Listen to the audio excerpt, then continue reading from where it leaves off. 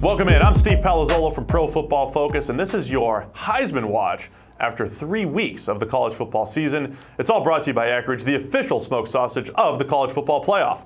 All right, it's early in the year. The Heisman's always all over the place, but let's at least just throw out some names to watch, the guys that have really stood out after 3 weeks, and it's all going to start with Alabama quarterback Tua Tagovailoa. He has been incredible, coming off a great game against Ole Miss, our number 2 graded quarterback in the entire nation right now, but he's done it again in those big games and in those clutch situations. Unbelievable on third down, 91.2 overall grade. Tua has added just a different dynamic to the Alabama offense. What he can do in the pass game has changed what they're able to do, and that's why they're the clear number 1 team in the country and in the PFF Top 25. Another quarterback to watch, it's Will Grier out of West Virginia. I know he didn't play in week 3, but his 2 weeks of action, absolutely incredible. A 94.4 passing grade, a 94 overall grade. Those are both number 1 in PFF. 46 for 60 for 761 yards, 9-to-1 touchdown to interception ratio, and more importantly, 9 big-time throws to only 2 turnover-worthy throws. That's PFF grading at its finest. Will Grier has been as precision as any quarterback in the nation when he's been on the field. The other quarterback to really mention here that's making a move, it's Kyler Murray from Oklahoma. We wanted to see just a little bit more out of him, and he did it last week against Iowa State. His ability to throw the ball down the field has been excellent. He's got 764 yards when kept clean from pressure to go with 8 touchdowns and 44 for 60 in those situations. So when you keep the pocket clean, Murray's great, and we've seen him also be able to run around and make plays as well. I don't think he's as good as Baker Mayfield, but he doesn't have to be. He is in an explosive Oklahoma offense, and he brings a slightly different component that certainly has him in the Heisman race. And the other quarterback to mention here, it's Dewayne Haskins from Ohio State. We wanted to see a little bit more from him, and we loved him against TCU, what he's able to do from the pocket, just like Tua. Adding to Alabama, Haskins has changed the dynamic at Ohio State. Go check out our other Ohio State video where we talk about what they need to do to go to the national championship, because it depends on Haskins. It depends on the pass game and his ability to throw from the pocket. He was excellent on the middle and throwing to the middle of the field against TCU, completing 8 passes for 158 yards on passes thrown 10+ yards. And his ability to read the field out and throw with accuracy, again, changes the way Ohio State can play offense.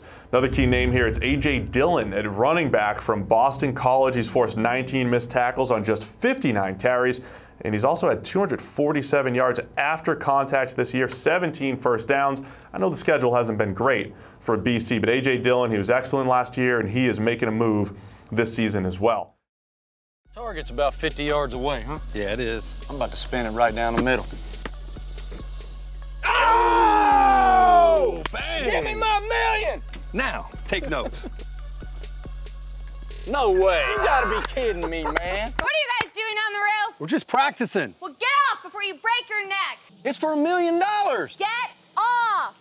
The Eckrich $1 Million Challenge is back. Enter at EckrichFootball.com for your chance to win. You know she'd want that money.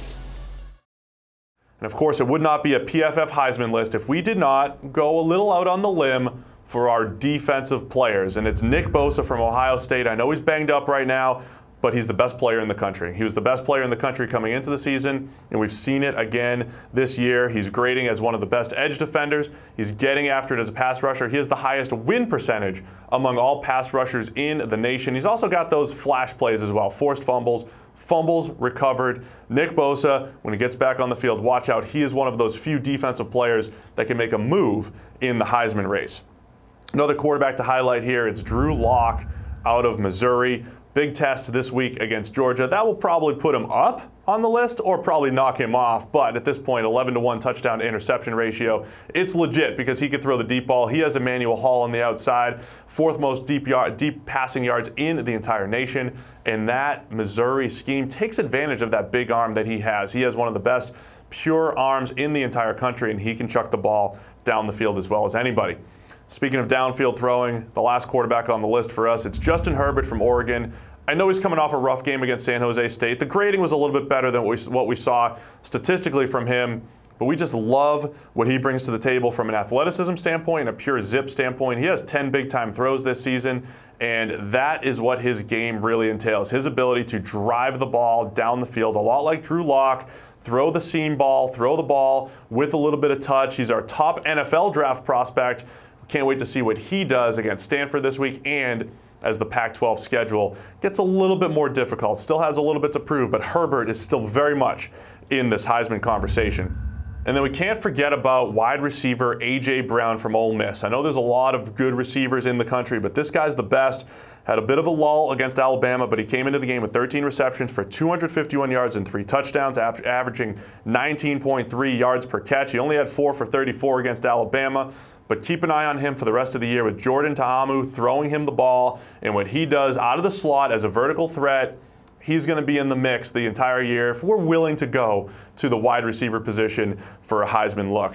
And then one last player to mention, and it's Deonte Thompson, a safety out of Alabama. That's right, a safety. It takes a special season from a safety to even be in the Heisman conversation, but when you look at what Thompson's done with a couple interceptions, a couple pass breakups, a sack, he has made plays against the run, he's made plays as a center field safety, he's made plays in the slot as a box safety. He is a perfect do-it-all safety. For college football, for the NFL, doesn't matter.